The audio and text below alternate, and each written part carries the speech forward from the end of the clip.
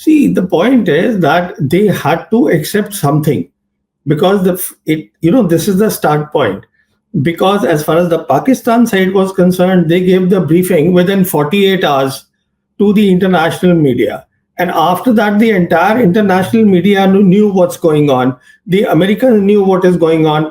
Chinese knew what is going on. See, this is not the age of commercial satellites, what CDS said, that we'll have the commercial side. This is the age of real time intelligence by satellites. And the Chinese have those capabilities. So what went down is known to everybody except our own people. So at some stage, for the credibility of India, they had to accept something. So he accepted that. Now, obviously, it's a narrative which is not helpful for the image of the government. But the point here is that the government should have, first of all, thought about it, that this disproportionate response, is it helping us? Now, this is important. On the one hand, it was disproportionate response, and on the other hand, if the political objective was to end the proxy war of Pakistan, I don't think that has been accomplished. If the military aim was to create a deterrence against the Pakistan military, it has not been accomplished. And the most important thing is, we earlier also used the air power, which was in 2019 Balakot air attacks. Then also the limitations of our Air Force were exposed. Now they are further exposed. So what are we getting out of it? Only the government knows that. What is going on is, in my assessment, that when the Prime Minister came to power in May of 2014, that is the time the Air Force chief was with the name of Air Chief Marshal Arup Raha. And since then, the Air Force has been seeking a subconventional role for the Air Force. You see, that you also want to, because the army is doing a subconventional role. So starting from Arup Raha, all the Air Force chiefs have been wanting a subconventional role, that Air Force should be used in this role, which is wrong. Because we are talking of a modern war here. On the other hand, we did not understand a very simple thing, that right from 5th August 2019, when we revoked 370 and 35A from Jammu and Kashmir, Chinese leadership has been consistently saying at all the levels that we will support Pakistan's sovereignty and security. What that means is that the two militaries, the PLA and the Pakistan military, had actually started intensive exercises, which is joint exercises against a very clear enemy. So what is going on is that we did not understand all that. We wanted a role at the lower end. Now, all these things, when you want to fight a modern war, it is not about only weapon systems. It is also about optimizing the weapon system, that is called war concept. And it is also about years of training. It doesn't happen in a jiffy that today you say, okay, I'm buying Rafales, so I become powerful. No, you don't. It is not only Rafales, how do you use the Rafales? How do you use the Rafales with the other systems? And what sort of training you have done? What sort of understanding you have of electronic warfare? You see, these things are important. We saw in Balakot very clearly that the Pakistan Air Force displayed better electronic warfare capabilities. So we should have understood that in a modern war, electronic warfare is very important. Because if you can jam the enemy's communication, there is trouble. How do you do the operation if the communication are jammed? I mean, we faced it in 2019, which is why our pilot, our squadron leader, he was made prisoner of war. So we should have learned that lesson. Instead, the Indian Air Force leadership is saying that we should have a role in counter-terror operations, subconventional operations. So see, on top of that, you listen to the present Air Force chief. I actually sympathize with him, Air Chief Marshal AP Singh. He said openly that, look, the DRDO and the HAL, they have not met any of the timelines. Now, on the one hand, you want to do Atmanirbharta at a time when there is a big crisis at hand. He was expressing his helplessness at his reduced combat capabilities, his squadrons. You see, even if the private players come, nothing will happen, in a day or 2 days. It takes time. All right. he has a problem. His problem was very simple. He understands that Pakistan Air Force is strengthening. He understands that perhaps even the Chinese will come and help the Pakistanis, though we saw in this operation that they actually came whole hog.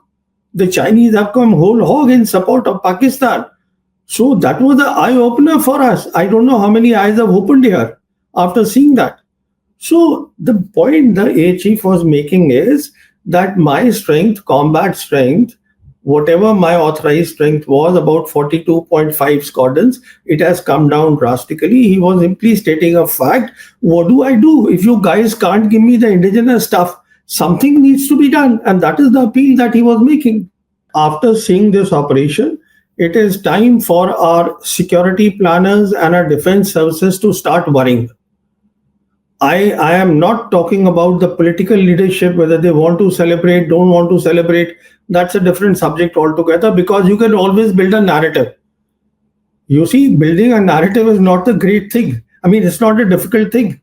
You can always build a narrative for the people who are willing to hear, in any case, who are willing to believe you. But the key thing is that the security planners, there are far too many lessons, far too many limitations. There is no doubt about it that at this stage, it will be very difficult, rather impossible is the word I would like to use, that in a modern war, if let's say there is a war, God forbid, in let's say 12 months' time, then there is no way you can take on the combine of China and Pakistan, even if China is not showing the hand. China, please understand, today is at the cutting edge of modern warfare. How do you take on these two? And all that became very clear. And then on top of that, the government has created, the Prime Minister himself has created a new normal. And a new normal is extremely dangerous because it has brought the threshold of war dangerously low.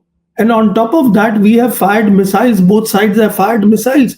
That means the traditional battlefield, where things were that this is the front line, this is the depth, it has all evaporated.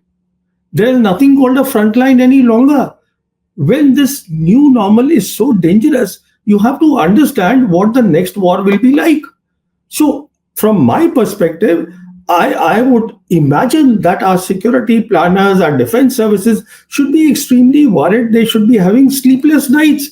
What is going on? See, first of all, what the foreign minister said, there are different interpretations now they are giving. I won't worry about that. As I said, my key worry is, why did you do a disproportionate response and expose the limitations of your Air Force, which is the lead force in the next war? That is one worry. Second is the point that you raised.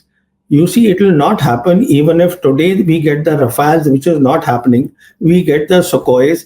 There is a lot of issue of integration.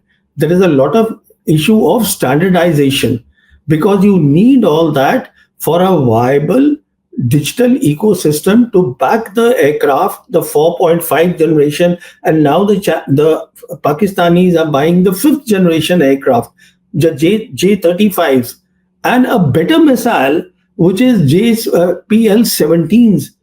They used PL-15, now they are getting PL-17, which has a range of 400 kilometers. So I would worry, if I was in their place, the defense chiefs, that what would I worry about? That all this needs time. So what is to be done? What needs to be done is, we need to first have peace in the region. We need to create a security architecture in the region and have Pakistan and China inside the tent. That will give us time then to focus on our development. We have poor people in our country, and focus on the deterrence building. All these things, this is all talks that I buy the Rafales, I can take on Pakistan. No, because Pakistan and China have been training since 2019 very hard. So how do you, bridge that gap? You need years of training yourself. So, these are not easy things. And the real situation, this operation it's shown us very clearly. It is up to us. We want to see it, or we don't want to see it. You can ignore it. No, see, aerial superiority is one thing. In the next war, you have so many other things also. Aerial superiority, you have very good air defense systems. You have, there are a lot of issues involved here. So China today, as I said, is at the cutting edge of modern war. China has given a commitment to Pakistan. China will walk the talk. China's credibility has gone up amongst the globe, amongst the global South nations because of this operation at a time when all the big powers, their credibilities are going down. You see where's the credibility of Trump's America today? So when we Absolutely. see, so it's a big picture.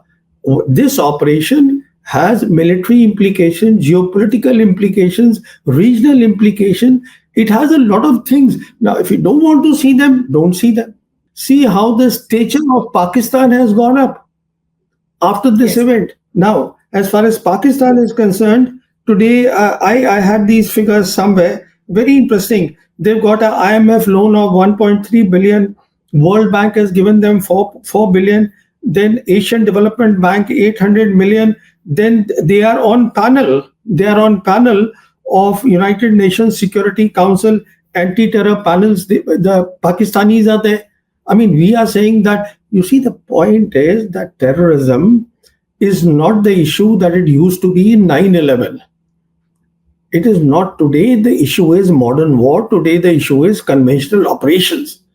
And in any case, there is no globally accepted definition of terrorism.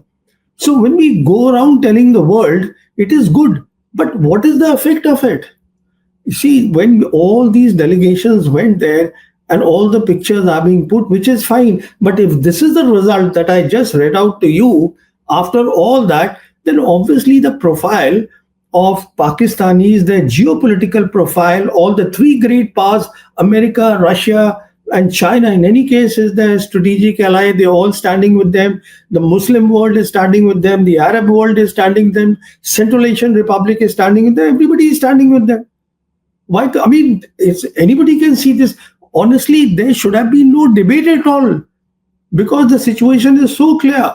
But if you want to live in an alternate world, you want to create an alternate narrative, well, that's your choice. First of all, India was not taken off the guard because India took the initiative. Operation Sindoor was started by India. If India cannot understand it was China and Pakistan after 5th August 2019, then there is a problem with the top Indian security team. And now you are asking me what they will do is they will do nothing because we have at the highest level declared that this is not the era of war. Mm. You see, Yes. when you have already declared that we have created a new normal, we are being very difficult. We don't want to talk to Pakistan. We don't want to talk to China. See, the first thing is that the Indian side didn't really realize that they were up against not Pakistan, but Pakistan and China. So that's the thing. And as a consequence of that, I believe that the Indian response to the Pahalgam massacre was disproportionate. Now, this is very important. What this means is that they did the proxy war, we lost lives in Pahalgam. So, this is terrorism. Terrorism is what we call the subconventional operations. And as a response, what we did is we went completely overboard and we did the conventional operations and that too at the high end. Because when you use air power, and especially between India and Pakistan in the next war, air power will be the leading element of war. So the second point that I want to make is disproportionate is very important because to their terrorism, we responded with the high end of conventional war. So people around the world understand all these things. That's the second point. The third point is that there is no doubt about it that in the air war, as far as this combination was concerned of China and Pakistan in terms of weapon systems, their J-10 and the PL-15 missile, it did a very good job. And this is perhaps the reason that the Chief of Defense Staff, General Anil Chauhan, hesitates to give out the numbers of the aircraft which have been shot down. You see, when he spoke to the Bloomberg journalist, he said, "I don't want to put the number," conceding that yes, aircraft have gone down. You see, so if it was only one aircraft, he would have conceded it.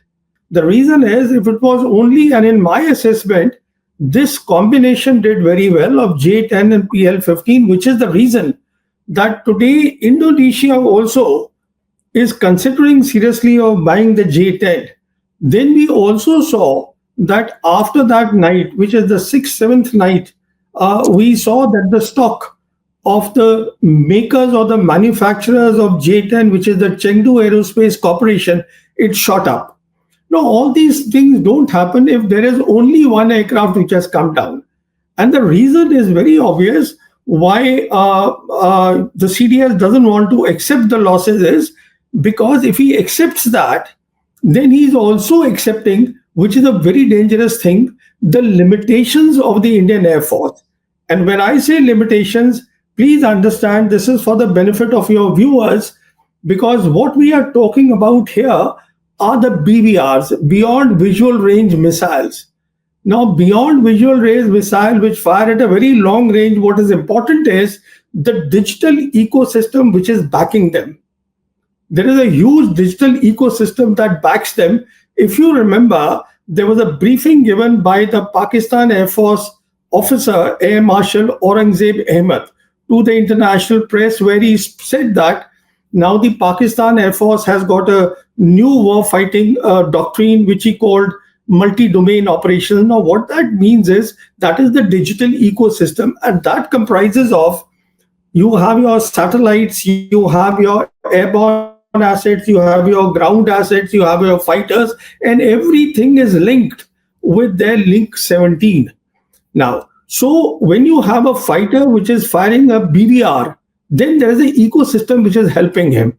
So if there are more kills on the Indian side, it would mean that the ecosystem of the other side was better. An ecosystem takes many years to build. It's not only putting together, it's about professional training. So I'm just giving you the reasoning behind all this. This is my thinking that all this would not have happened. Indonesia wanting to buy them, stocks going up, if there was only one aircraft. But as when the Bloomberg journalist asked the CDS that did 6 aircraft come down, he says, no, it is not that. So we accept the CDS point of view here, but certainly it was more than one.